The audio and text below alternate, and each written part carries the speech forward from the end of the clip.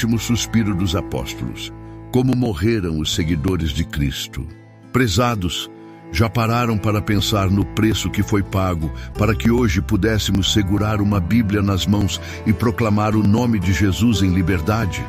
Os apóstolos, homens simples, deixaram tudo para seguir o Mestre e, no fim, cada um deles selou sua fé com o próprio sangue. Hoje convenço você a caminhar comigo por essa estrada de lágrimas e glória, para refletirmos juntos sobre a coragem desses homens e sobre o quanto vamos a viver, e se preciso para morrer por Cristo. Capítulo 1. O primeiro cordeiro. Foi em Jerusalém que o destino se cumpriu.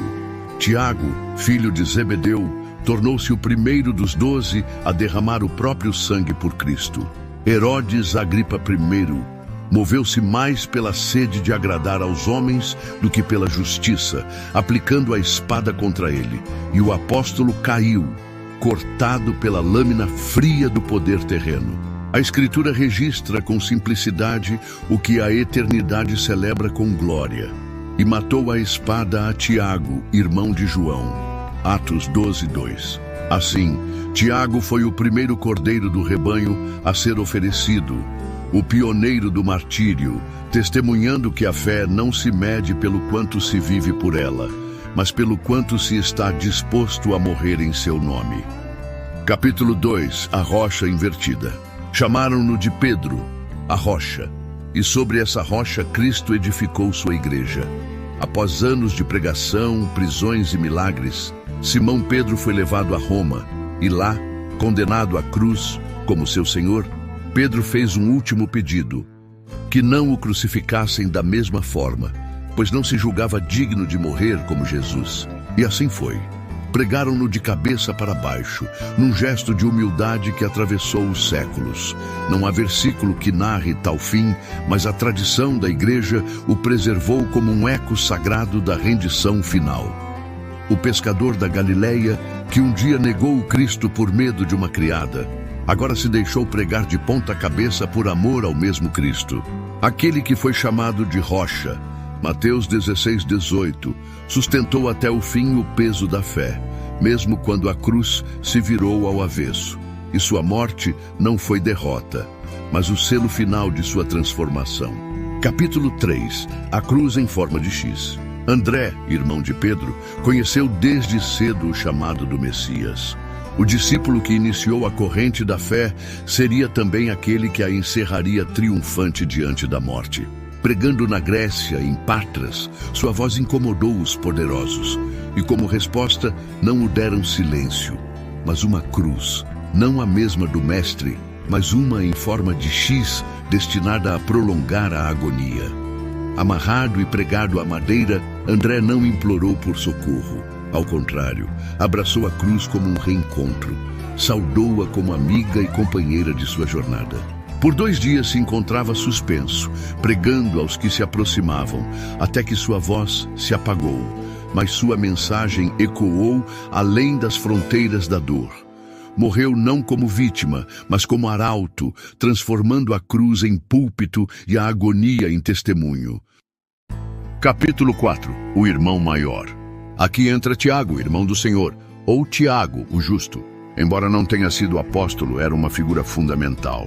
A Bíblia não chama apóstolo, mas os historiadores relatam que ele foi apedrejado pela ordem dos líderes, acusado de transgressão da lei. Outras fontes, como Clemente de Alexandria, acrescentam detalhes mais cruéis. Ele foi atirado do pináculo do templo e golpeado com um bastão, o que gera um contraste aguçado. O justo morre por justiça distorcida, e o relato bíblico breve contrapõe-se à tradição que dramatiza o sofrimento. Capítulo 5.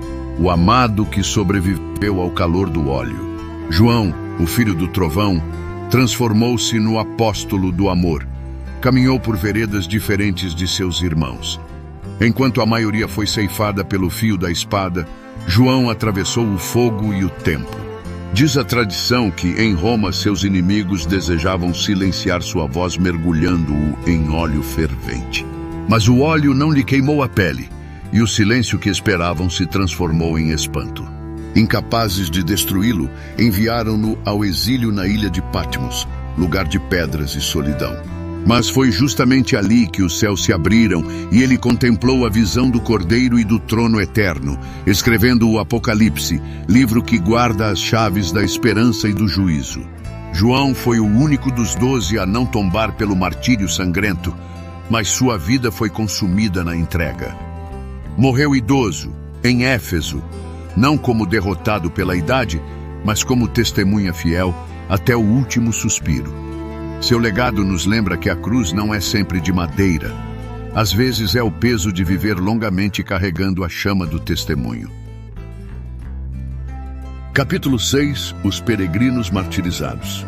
Quando o Senhor disse: "Sereis minhas testemunhas, tanto em Jerusalém como em toda a Judéia e Samaria e até aos confins da terra." Atos 1:8. Os apóstolos entenderam que a missão não teria fronteiras. Mas talvez não imaginassem que, ao levarem a palavra aos 4 ventos, levariam também seus corpos ao limite do martírio. Tomé, que outrora duvidou, atravessou desertos e águas até a Índia. Lá, sua incredulidade foi transformada em certeza final. Morreu trespassado por lanças, confessando com sangue aquilo que um dia exigiu com os dedos. Filipe, em Hierápolis, levantou-se contra ídolos e demônios. A fúria dos homens o levou à cruz, onde seu corpo foi estendido e sua fé exaltada. Bartolomeu percorreu a Armênia. Ali, segundo as tradições mais duras, foi esfolado vivo e decapitado, testemunho extremo de que a carne pode ser arrancada, mas a fé permanece intacta. A Mateus, o publicano convertido, anunciou o evangelho na Etiópia. Sua morte é narrada de modos distintos: apedrejado, queimado ou transpassado por lâminas. Seja qual for a versão, todos concordam: morreu como servo da verdade. Tiago, filho de Alfeu, chamado o Menor, morreu em Jerusalém, provavelmente por volta do ano 62 depois de Cristo, quando se recusou a negar Jesus, foi empurrado do alto do templo, apedrejado e finalmente morto a pauladas. Judas Tadeu, irmão de Tiago e primo de Jesus, pregou na Mesopotâmia e, segundo a tradição, caiu sob golpes brutais de machado ou clava. Simão, o Zelote, levou uma mensagem até a Pérsia. Ali encontrou a morte cruel, crucificado ou esquartejado, segundo contam, mas sem renegar aquele que o havia transformado de revolucionário em discípulo. E Matias, o escolhido para ocupar o lugar de Judas Iscariotes, também selou sua fé com sangue. Alguns dizem que foi apedrejado e decapitado em Jerusalém. Outros que foi crucificado em terras distantes. O certo é que, como substituto, ele não herdou apenas o título, mas também o peso da coroa de espinhos. E assim, dispersos entre nações, línguas e culturas, cada um tombou como semente, cumprindo a palavra de Cristo. Se o grão de trigo caindo na terra não morrer, fica ele só, mas se morrer, dá muito fruto. João 12:24. Capítulo 7. O apóstolo dos gentios. Entre os 12 não estava, mas como poucos se fizeram presentes. Paulo, outrora Saulo, perseguidor da igreja, tornou-se o mais entusiasmado dos apóstolos. Chamado, não pelos homens, mas pelo próprio Cristo, na estrada de Damasco. Seu ministério foi uma vida inteira de viagens, cartas e prisões. Ele foi preso em Jerusalém e, por ter o direito de cidadania romana, apelou para César, sendo enviado a Roma. Como cidadão romano, foi poupado da cruz. Segundo a tradição cristã, foi levado ao patíbulo e degolado. Ali, diante do machado, Paulo não se curvou ao medo. A tradição diz que, ao baixar a cabeça para a execução, ergueu o coração em esperança, pois já havia escrito: "Combati o bom combate, acabei a carreira, guardei a fé. Desde agora a coroa da justiça me está guardada." 2 Timóteo 4, 7, 8. Assim, o apóstolo que correu até o fim das terras conhecidas, encerrou sua jornada em Roma, deixando para o mundo um testemunho imortal. que a palavra de Deus não pode ser algemada, nem mesmo pelo fio da espada. Capítulo 8. O legado do sangue e da esperança. Chegamos ao fim desta jornada, onde a poeira do passado repousa sobre o brilho da eternidade. Um a um, os apóstolos tombaram diante das lanças, espadas e cruzes, mas nenhum deles foi vencido. Suas mortes não foram fracassadas, mas sementes, não foram silêncios, mas vozes que ecoam até hoje. De Jerusalém a Roma, da Índia à Etiópia, o sangue desses homens foi derramado como testemunho, e cada gota caiu na terra como grão de trigo, germinando uma colheita que atravessaria os séculos. Eles provaram com a própria vida que o chamado de Cristo não termina na obediência, mas se consuma na entrega.